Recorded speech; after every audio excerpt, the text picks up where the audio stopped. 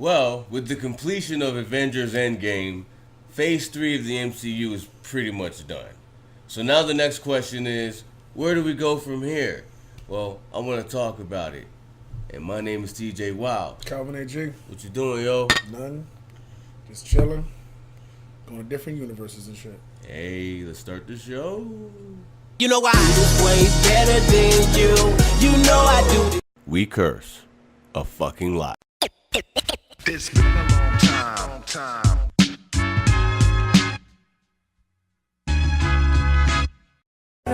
We could have been, and we try to pretend every now and again. We don't dream of. First man, ridiculous. Violators trying to get with us. We quick to bust. The false dudes can't get with us. Okay, so like I said, Phase 3 of the MCU is pretty much done, except for Spider-Man Far From Home. 3 days ago is when they came out with the trailer for it, so that'll be our starting point for today's episode as far as where we're headed with this MCU. Now, regarding the trailer, it looks dope as fuck. This is going to be a great way to close out Phase 3 with who is probably, in my mind, going to end up being the star, or one of the biggest stars of Phase 4. So, what'd you think about the trailer? The trailer was excellent. I love the way they tied in Mysterio finally. Yeah. Which is a villain that we didn't really know could work live action, but based on Jake Gyllenhaal and how awesome an actor he is, and the design. Well, which fish bowls do work. Fish bowls do Apparently. work. Let's take a minute. Just to gloat. Play the clip. Some of the shit that we see on the old cartoon and the comics probably won't work for 2019. So the whole big cape and fishbowl head will probably not work. Yeah, that's fake news. So, but yeah, it looks good. I love the what is it? The out of the U.S. angle, like going away from the friendly neighborhood Spider-Man, so to speak. Mm-hmm. I love the interjection of what is it? Nick Fury, man. And we finally get a chance to see what's been up with him. Badass. Yeah, man. He gets snapped back into the universe. Where's he been doing, yo? That was a great. By the way, that was a great interaction of the what is it? The friendly neighborhood Spider-Man. Bitch, you've been in space, yo. Like, what did you? What are you talking about? But I think the best part of this trailer was the introduction of the multiverse. Now, anybody that's worth their comic salt or like just been a nerd for any number of years knows how multiverse like ideas can implement an entire new like there's new possibilities. Tons of possibilities you can do once you introduce a multiverse. And I like how the fact that it pretty much any question is if we were going to go to alternate dimensions and different worlds and things of that nature, that shit is dead. Yep. Because it's official now. We're going to have multiverses, and a lot of that is going to translate into the television situation, which we'll talk about in just a moment. But before we get to that, I want to take a moment to talk about where we stand as far as the movies. Now, this was 2 days ago, I believe, that Disney came out, right? 2 days ago, Disney came out with their official release date for the next 8 movies in the MCU for Phase 4. So everybody mark your calendars down for May 1st, 2020, November 2020, and then we've got February, May, and November in 2021, and then in 2022, we've got February, May, and happy birthday to me, July 29th, 2022. So, the main question now is what is going to fill in those gaps? What are those movies going to be? Like, we know for a fact that we got, like, guaranteed sequels in Black Panther, in Doctor Strange, and in Captain Marvel. Like, that's not a fucking question. And then we know about the Black Widow movie, which is in pre-production currently. And we also have the Eternals movie, which is rumored to be in pre-production right now. So I guess they're still kind of about Which is rumored to star Angelina Jolie. Right. I'm thinking the two next year, Black Widow and Eternals. Yeah. After that, it's anybody's game. I mean, I would assume just based on production schedules and release dates and things of that nature, I would assume the year after that would be BP, BP2, based on because Black Panther came out in 2018, Yeah, last year. So that gives it about a 3-year cycle. So that makes sense. Yeah. I would think Doctor Strange 2 would be also, because that came out like in 2016. I want to say. I could be wrong about that, but it was around that time frame. Mm-hmm. So I would say those seem to be given, as well as probably maybe Captain Marvel, but it just depends. I know Guardians of the Galaxy 3's got to be after that, or as Guardians of the Galaxy, as I hope it will be. That's going to be the illest, and that's going to kind of tie into our next subject here in just a moment. But and super quick before you go to that, my hope for Black Panther 2, I hope when we get maybe like a Latveria connection, I would hope Doctor Doom, although I don't think that would happen. I think that'd be awesome. And then hopefully with Doctor Strange 2, we get Baron Mordo to come back. I think Chiwetel Ejiofor is an awesome actor. He's kind of underused. So hopefully they use him in like that villain capacity in the second movie. I think that'd be great. Word up. So now we have that going down for the movie situation. Now, as far as TV is concerned, we have, like I said, this is where the multiverse is really going to play a whole scenario here, because you got to recall, fuck a spoiler alert, because if you didn't watch our last video, first off, shame on you, and secondly, here we go. Now, everybody remembers the scene in the Avengers where Loki had the Tesseract, right? And he disappeared with it. And that was the end of that. Like, they didn't say shit. So that's going to go ahead, we assume, spin off into its own timeline in the Loki television show, whenever that's going to come around. We also know at the end of Avengers Endgame, we had Bucky and Falcon there. Falcon was passed the torch, or rather the shield. Yeah, you know what I'm saying? Yeah. So now he's going to be Captain America. So we got that going down. We've got the Hawkeye show, which if they, you know what? Hawkeye was kind of one of those throwaway meh characters, but that whole Ronin shit. The Ronin shit was badass. Yeah. The forgotten part because the movie was 3 hours long. Yeah. You forget that 5-minute scene in Japan where there was a freaking samurai fight, which was... I didn't forget that shit. Which was awesome. That was amazing. I would love to see that. I mean, kind of like a Punisher-esque kind of like character where he's like dealing out justice, but he's killing people. So yeah, there's the morality like aspect to it. Yeah. That was one of the best parts of Endgame. Was that fucking like samurai sword ninja situation. I know I probably done fucked it up. You can't be a samurai and a ninja. It's either or. Our history buffs come get us. Yeah, please correct us. Put it right down there. But so I'm hyped for that shit. What? Commit seppuku. Yeah, nigga, commit seppuku, bitch. Talking shit. Fuck you, nigga. Wow, the tone changed really quickly on that day. That's sure escalated. Real quick. No. So These guys were chilling until you start talking about Japanese history. And then it's like... That's the trigger, man. Yeah. Japanese history. That's the magic word, like how Bucky... You say the fucking words to turn them to the Winter Soldier. That's the same shit for us, yo. But I'm sorry, you were saying. So we got those 3 shows coming off. Those look hype, and we also have coming down the pike the WandaVision show with Wanda and Vision. And it was either earlier this week or sometime last week they announced that Hulu, in addition to Runaway Season 3, we're gonna get a Ghost Rider television show, and we're going to get a Hellstrom television show, the Ghost Rider show being based on the Ghost Rider from the Agents of S.H.I.E.L.D. Yes, which was a really, really great take on the character. I know everybody's just so familiar with the Johnny Blaze version of Ghost Rider. I mean, at least as far as familiar you could be with Ghost Rider, it's not that big of a character. Right. But I was not at all familiar with the other version. I want to say it's last name Reyes. Yeah. But anyways, he drives like an actual car as opposed to a motorcycle. Oh, okay. But that section of Agents of S.H.I.E.L.D. where he was on there, awesome. And the actor that played him really portrayed him in like a really great light, kind of like a dark versus light, like kind of a portrayal. So I really want to see what he does with an entire episode show, and it'll be the first like Hispanic-led superhero show, which would be really dope, as far as I know. I think you might be right. Yeah. I think you might be definitely right. for the MCU. Yeah, for sure for the MCU. But yeah, that would be really awesome. Oh, shit. Speaking of diversity with the Robbie MCU. Reyes. I just thought of it. Bobby Reyes? Robbie, try that one more time for the camera. Robbie Reyes. Okay, there we go. Yeah. I remember the Ghost Rider movie, the first one. Were there 2 or was there only 1? There were 2. There were 2. I remember the first one, and I remember not being impressed. And I was kind of like, okay, Yeah, well, I knew it was. yeah.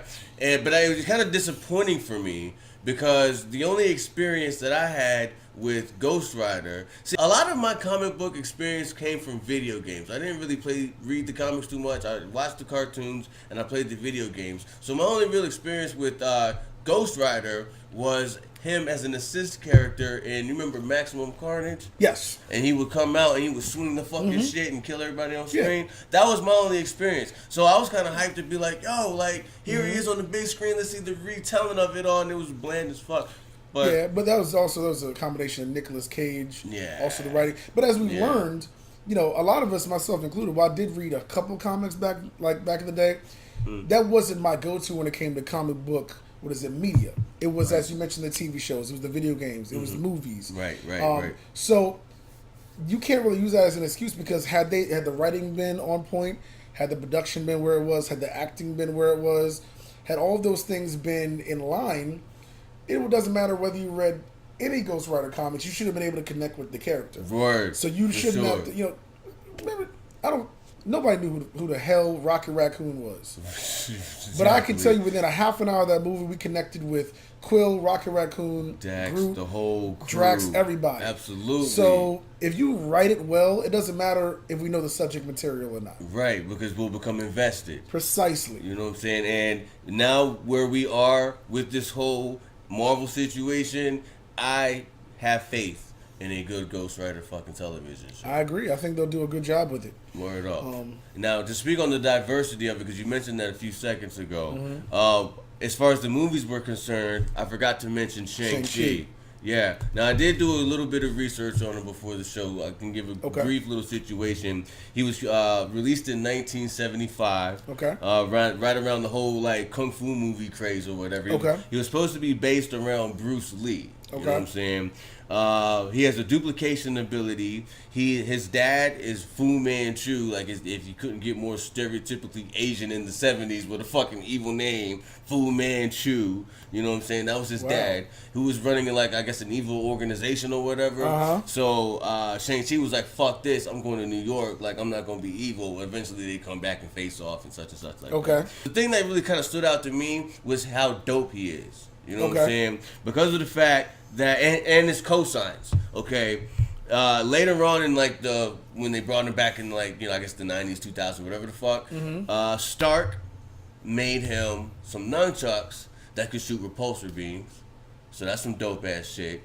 And as if you needed more confirmation of how dope he is, he actually faced off against Iron Fist and won. Because he's a master of like every single fucking martial art known to man. Okay. All right. I like that. and even Spider-Man called him, and I quote, the fastest human that he knows. Wow. That is so. So he's technically described as a human. He's not a metahuman. No. Technically, he doesn't have any superpowers, no shit wow, like it's just that. Like he knows, like, wow, that's pretty dope. Yeah. And it's funny that you mentioned that because, you know, and we talked about the diversity aspect of this as far as like having like a first Asian-led superhero movie. More so than that, the MCU is known for having a bunch of movies that are ultimately comic book movies, but they all have subsections of different genres. Like, what is it? Guardians of the Galaxy is a space opera. Winter Soldier was an espionage. Political, like, you know, thriller. Okay. So they all have their own like subsection of like, you know, these genres, right? Word. So what if we get like an actual like Kung Fu MCU movie? Now we had Iron Fist. We won't speak of that. Fuck that shit, man. Like, that doesn't count. But like an actual, that doesn't exist to me, man. Well, the second season actually is pretty good. But anyways, what if we get like another genre of the MCU where it's a comic book movie, but it's an actual dope Kung Fu movie? Imagine if it's a combination of Crouching Tiger, Hidden Dragon, a Bruce Lee movie, whatever you want to call it, mixed with the MCU. With like some Jet Li type shit. Wouldn't that would be the shit. Like some Jackie Chan, Jet Li type shit. Because you know for a fact, I don't know anybody that's on this movie. They have hired probably the best fight choreographers in Hollywood. They've had all the goddamn money to direct this movie. So the fight choreography is going to be on point. And I can tell you who the actor is. I don't know who it is. Whoever he is. I don't think he's been casted yet. I don't think. Whatever he is, whoever they pick, he's going to have some knowledge of whether it... Like, he's going to be able to do a lot of these things without a stunt double. Because I'm telling you right now, if you use a stunt double, it's going to take away some of the aspects of like the effects. If you make it obvious. If you make it obvious. But some things really need to be done by the actor. Case in point, Arrow. I love Arrow to death. Stephen Amell does a lot of his own stunts, and you can tell the difference between when he first started versus now, and it looks a lot cleaner.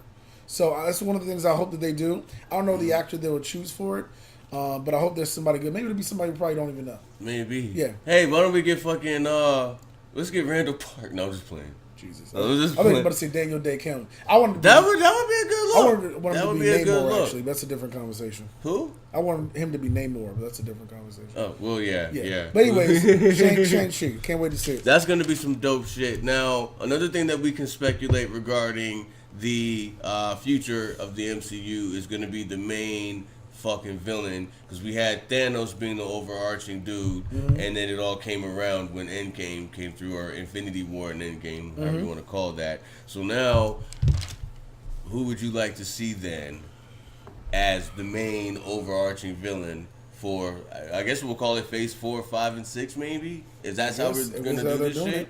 I mean, it really depends. I mean, to be honest with you, it could go in 1,000 different directions. What I would love to see, quite honestly, is Doctor Doom. I know he's a Fantastic Four villain, and I know even though we just acquired Fox, they're probably not going to see any aspect of Fantastic Four for years to come. Right, them and the X-Men, but they also build things up for years. I would love to see Doctor Doom because he brings a different aspect.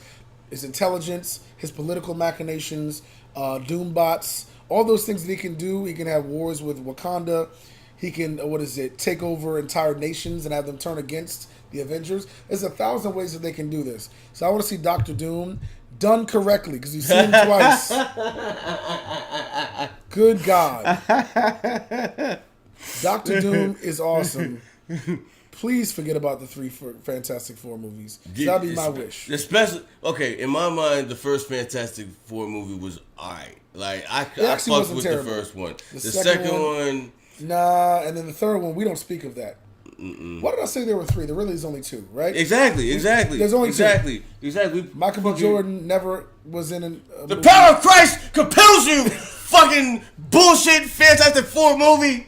Anyway. I mean, Michael B. Jordan's like, wow, I went from that to Killmonger. That is the biggest jump ever. Talk about a come up. Fuck yeah, dude. But yeah, I would love to see that. Or, well, you probably mentioned another one, but I was thinking maybe Apocalypse. But what do you have? Okay, now, I was on the same page with you, Apocalypse. All right, I would rather see Galactus be the main dude. Galactus would be dope. Done correctly. Not that fucking cloud bullshit they had in the second Fantastic Four movie. Like the actual, like, bigger than fucking planets. Now think about that, man. Here's a motherfucker, right? That will goddamn, he eats planets to stay alive. Yes. It's not like, the difference between him and Thanos. Now, Thanos, he was evil, and he, had his, we're gonna, snap half the population, and the rest of the people are gonna fucking be under my rule because, I see and I know what's good for everybody. Yeah, he believed that he was right. Right. And so he basically snapped out half the universe because he believed that he was the hero of the story. Exactly. Now, Galactus, on the other hand, is just like, fuck this. I need this planet to live.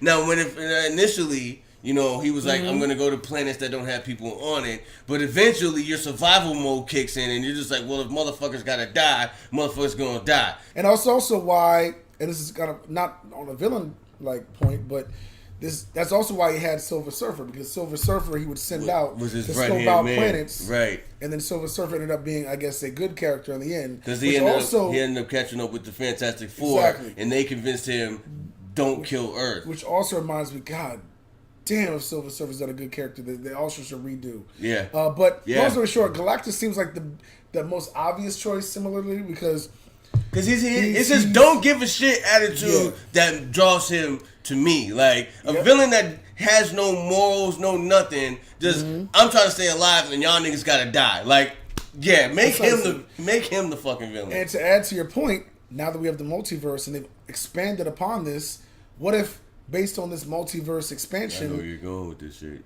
He's now learned about Earth that he didn't know about before.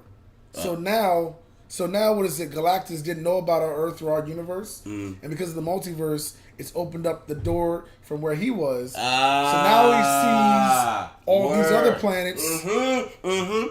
He sees all this energy. Yo. All this fucking energy. Give it to me. And it gets to the Milky Way. And it's like, oh, I see. What is it? They have like Jupiter and like what is these other planets? Wait a second.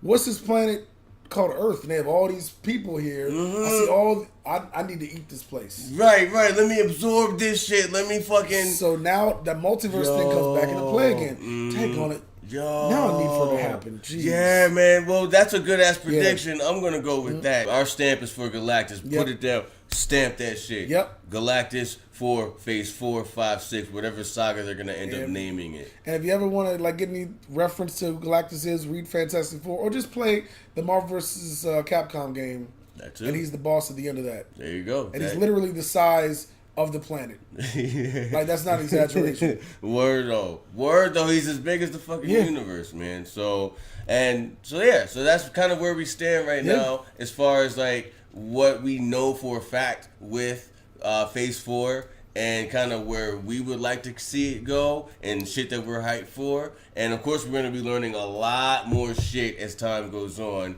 So there's going to be plenty more videos like this. We get some new news. It's going to be right here. Strap in, y'all. This is a long ride. We're just getting started. Oh, for sure, dude. For sure. So before we go, we got a brand new segment for you, and it's called Watching, y'all. Yo. So we referenced it earlier. Agents of S.H.I.E.L.D. is finally coming back. Coming back not only for a 6th season, it's coming back for a 7th season. If you have not watched Agents of S.H.I.E.L.D., it is awesome. It is an extension of the MCU, but it's not really connected to it at this point that much. Great characters, awesome storylines, excellent writing. Really, really excellent show. Can't wait for it to come back this week. I'll be tuned into the TV for it. Word up, man. I still got to catch up on my shit, but before I do that, I always do. Anyway, so while he's catching up on that and watching that, tomorrow night on Showtime, getting away from the comic situation for a second, the Wu-Tang Clan is going to have I believe it's a 4-part documentary regarding like their whole journey as the Wu-Tang Clan. Like, it's a 4-part documentary talking about their humble beginnings in Staten Island, how they went from that to the 36 Chambers, to everybody getting their own deals, to the Wu-Tang Forever album. It's going to chronicle all that, and it's going to be fucking dope. Tomorrow night, Showtime, 9 o'clock, I'm there. So boom, how about it? Nice. And in the meantime, we're going to go ahead and prepare for that, and thank you all for watching. So until next time, I'm Calvin A.G. I'm TJ Wild. What you doing, bro? None. Just chilling and throwing up my W's. See you next week. Throwing up agents. That doesn't make any kind of sense. Three. Bye.